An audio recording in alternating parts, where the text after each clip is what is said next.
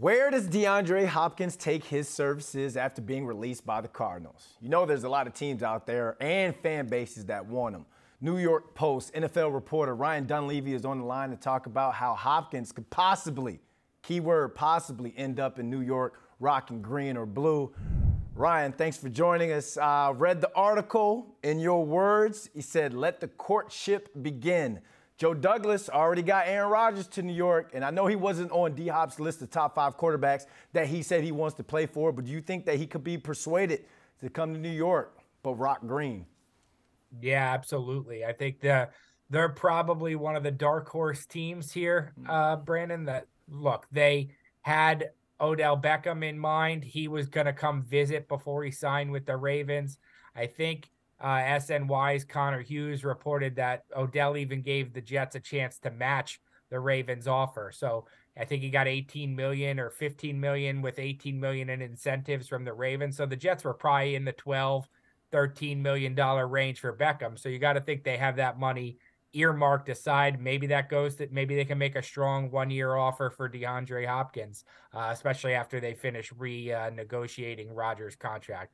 The idea of playing with Rodgers is certainly appealing to receivers. If it was appealing to Beckham, it'll be appealing to Hopkins. The chance to chase a championship and make money, not many teams can offer both at this stage of the offseason. Gang Green just heard that, and they're ready to impersonate Jim Carrey and be like, so you're saying there's a chance? All right, let's move on to the Giants. They were looking for wide receiver 1 when the offseason started. They ended up signing Darren Waller. He's a TE1, but the Giants receiver core, it's you like him, you don't love him. So does making a run at Hopkins make sense at this point? Yeah, I think at this point being the key word there, Brandon, I think timing is everything. If this was March, I think, sure, absolutely.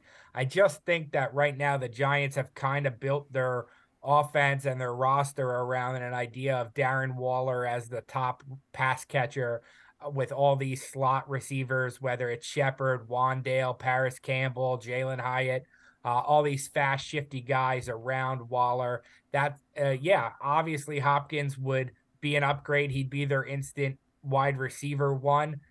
What it would take money-wise doesn't really fit where they are salary cap-wise. And like I said, even though his skills are different than everybody else's, they have probably their deepest wide receiver core that they've had since Odell Beckham. So it's not a huge need the way the Giants have other needs to spend their money on, like linebacker or guard, if somebody of Hopkins' ilk was to pop up at one of those positions. Yeah, and Daniel Jones has never had a true number 1 on that edge. Just think of how his growth can continue just having a guy he can get that ball to. Ryan has more teams on his article, but you guys got to check out NewYorkPost.com/sports. Make sure you read that, see the other teams on there.